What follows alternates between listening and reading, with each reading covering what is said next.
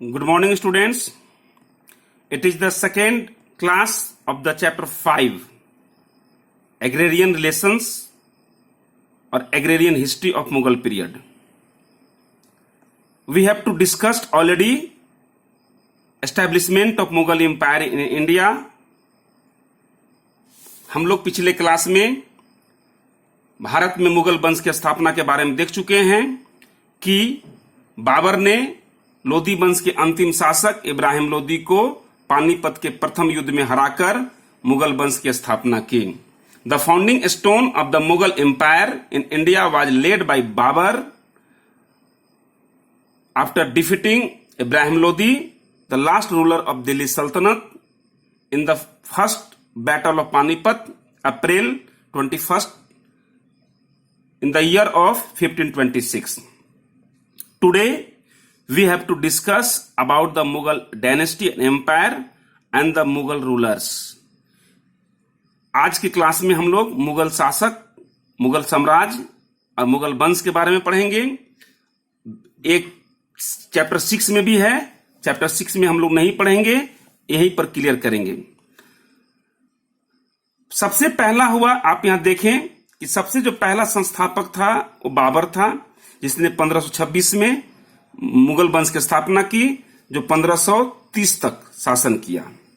उसके बाद जो शासक है, यहां गलती से यहां लिखा गया है शेरशाह सूरी के बारे में।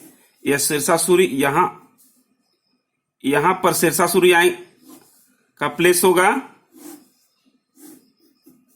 इसके बाद हुमायूं 1530 से 40 तक, हुमायूं के बाद शेरशाह सूरी नामक एक अफगान जो सूरवंश से संबंधित था, उसका शासन हुआ 1540 से 45 तक।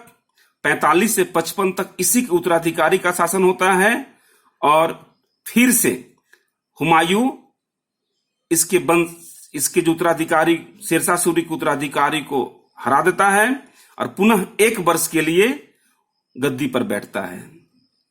तो हुमायूं मुगल का पहला शासक है जिसका 2 कार्यकाल हुआ, 2 शासनकाल हुआ, 2 टेन्योर हुआ, 1530 से 40 और 55 से 56।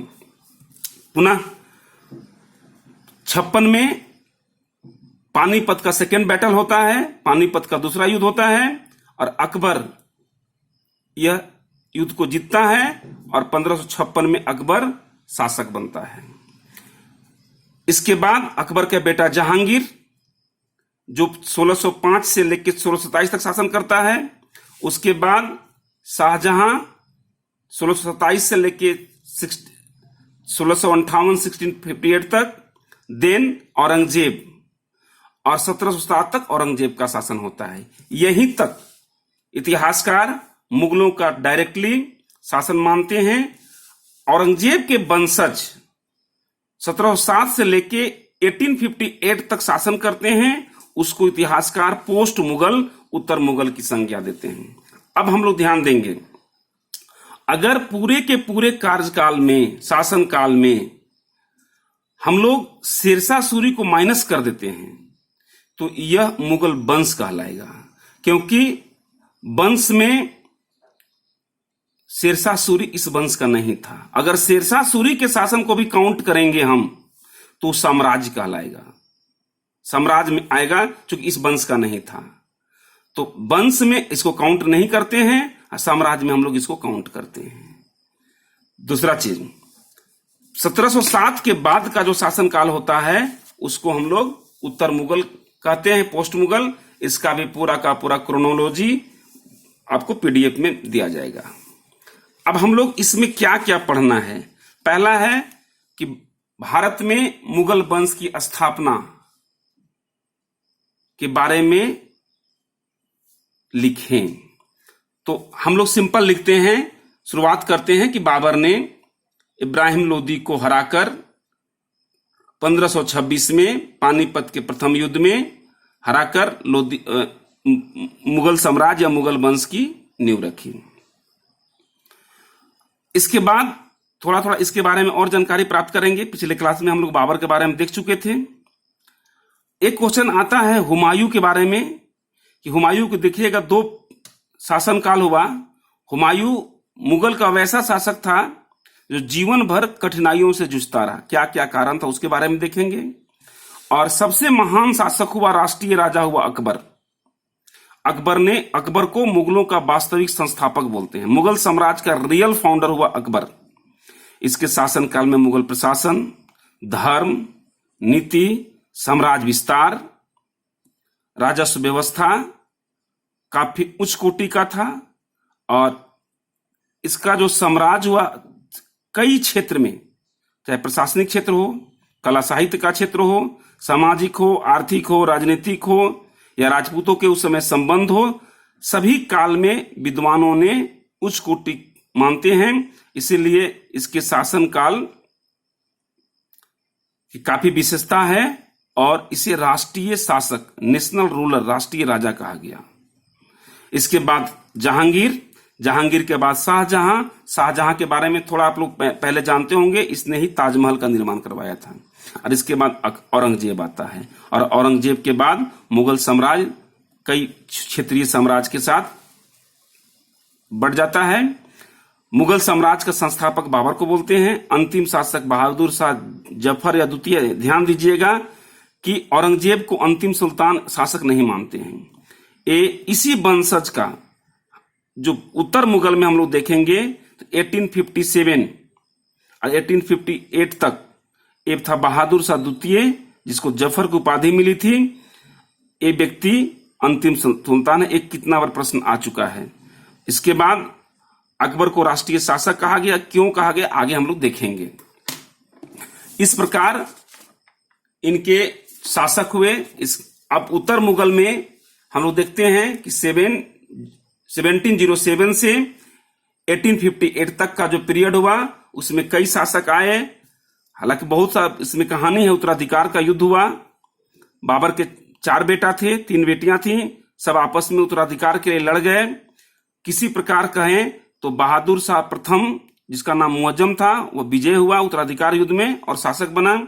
उसके बाद जहांदार शाह, उसके बाद फर्रुखसियर, मोहम्मद शाह, अहमद शाह, देन आलमगीर द्वितीय, शाह आलम द्वितीय, अकबर द्वितीय और अंतिम बहादुर शाह द्वितीय या जफर अंतिम सुल्तान हुआ। इतना शासन काल चला। इस सब शासन काल में बहुत से राजनीतिक परिवर्तन हुए। इसी पीरियड में दक्षिण भारत में या मराठा में कह लीजिए कि शिवाजी का उदय होता है, मराठा शक्ति का। इसी समय कई विदेशी आक्रमणकारी भी, विदेशी व्यापारी कंपनी भी आते हैं, जिसमें मुख्य रूप से पुर्तगाली हैं, डच हैं, अंग्रेज हैं, फ्रांसीसी हैं। वो कहानी भी हम लोग पढ़ेंगे आगे। पानीपत का तीसरा युद्ध भी हो जाता है इसी में 1761 ईस्वी में। और बाद में चलकर अंग्रेज जब ईस्ट इंडिया कंपनी आती है तो बक्सर का युद्ध होता है, इलाहाबाद की संधि होती है। और आगे चलकर मुगलों के साथ साथ छोटे मुगलों का शासन बहुत कम क्षेत्र में सिकुड़ता है और अंग्रेजों का शासन विस्तारित होता है।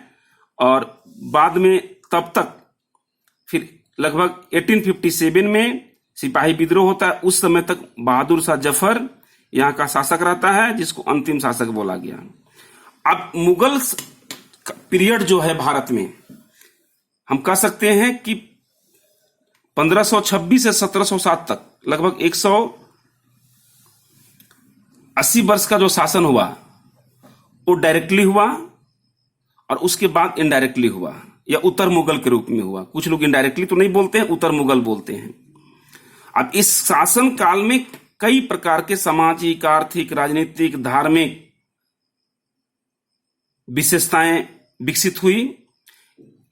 इस काल का जो इतिहास जानने का हमारे पास क्या क्या स्रोत है, तो पहला स्रोत है बाबरनामा। इसको तुजुक ए बाबरी कहते हैं। बाबर स्वयं अपनी आत्मकथा तुर्की भाषा में लिखा था, उसका नाम था तुजुक ए बाबरी। तुजुक ए बाबरी तुर्की भाषा में है, जो बाबर का आत्मकथा है, ऑटोबायोग्राफी है। इसी किताब को, इसी पुस्तक को, ग्रंथ को अब्दुल रहीम खानकाना नामक विद्वान ने फारसी भाषा में ट्रांसलेशन किया और इसका नाम रखा बाबरनामा। इसके बाद हुमायूं की बहन थी गुलबदन बेगम, जिसने हुमायूं नामा लिखा। नामा का मतलब है बाबर नामा, हुमायूं नामा, अकबर नामा, जहांगीर नामा। नामा का मतलब इतिहास होता है। फारसी भाषा में नामा का मतलब इतिहास है। तो हुमायूं का जो इतिहास लिखा गया या हुमायूं के पहले का इतिहास लिखा गया वो गुलबदन बेगम के द्वारा लिखा गया, जो अकबर की बुआ और हुमायूं की बहन थी। इसके बाद अकबरनामा, जो चैप्टर 5 का पूरा बेस है। इसी अकबरनामा और आईने अकबरी की कहानी हम लोग को पढ़ना है। अकबरनामा सबसे प्रामाणिक, सबसे विश्वसनीय, बृहद डिटेल मुगल इतिहास जानने का साधन है। यह 3 भाग में बटा हुआ है और तीसरा भाग का नाम है आईने अकबरी, जिसके उस लेखक उस काल के महान विद्वान अबुल फजल थे। ये हम लोग कहानी पढ़ना है इस चैप्टर में। अब हम लोग देखेंगे अकबरनामा के बारे में। अकबरनामा से पहले हम लोग देखें एक बार कि अबुल फजल जो अकबरनामा के लेखक थे, अबुल फजल के बारे में। अबुल फजल का जन्म 1550 ईस्वी में हुआ था। इनके पिता उस काल के एक बहुत बड़े सूफी संत, सूफी गायक शेख मुबारक हुआ करते थे। उनके बेटे हैं। बचपन से ही कई भाषाओं की ज्ञाता थी, कई विषय और भाषा की इनकी ख्याति थी। इनके बड़े भाई का नाम फैजी था, जो खुद अकबर के नौरत्न में शामिल थे और अकबर के राजकवि थे और अनुवाद विभाग के हेड थे। इन्होंने खुद कई संस्कृत के कई ग्रंथों का फारसी में ट्रांसलेट भी किया है। फैजी ने ही 1575 ईस्वी में अपने छोटे भाई अबुल फजल को सम्राट अकबर से मिलाया था और अकबर ने उनकी विद्वता से, वाक्पटुता से प्रभावित हुआ और अपने बारे में राजकीय संरक्षण में इतिहास लिखने की जिम्मेवारी दी। और लगभग 7 वर्ष में 1591 से लेकर 98 तक एक विशाल, विस्तृत, विशद ग्रंथ लिखा, जो अकबरनामा के नाम से प्रसिद्ध हुआ। इसके अलावे खुद अबुल फजल अकबर के नौरत्न में शामिल रहे, अकबर के एक प्रमुख सलाहकार, मित्र के रूप में स्थापित रहे और एक बड़े मनसबदार भी रहे। मनसबदारी व्यवस्था में हम लोग चैप्टर 6 में पढ़ेंगे कि मनसबदार क्या होता है। 1602 ईस्वी में अकबर के बेटा सलीम, जो जहांगीर के नाम से प्रसिद्ध हुआ, उसके कहने पर वीर सिंह बुंदेला ने अबुल फजल की हत्या कर दी। अबुल फजल के द्वारा लिखा गया अकबरनामा मुगल इतिहास जानने का सबसे प्रमुख स्रोत है। दूसरा है कि उस काल में दीन ए इलाही, जो सभी धर्मों का निचोड़, संतुलित एक धर्म था, जिसका संचालन और निर्माण करने का काम स्वयं अबुल फजल ने ही किया था। अबुल फजल की कहानी हम लोग पढ़ेंगे। इसके अलावा हम लोग अब नेक्स्ट क्लास में देखेंगे कि मुगल कालीन इतिहास जानने का और इसके अलावा कौन कौन से स्रोत हैं और अकबरनामा या आईने अकबरी के बारे में विस्तृत। आज के लिए इतना ही। Thank you.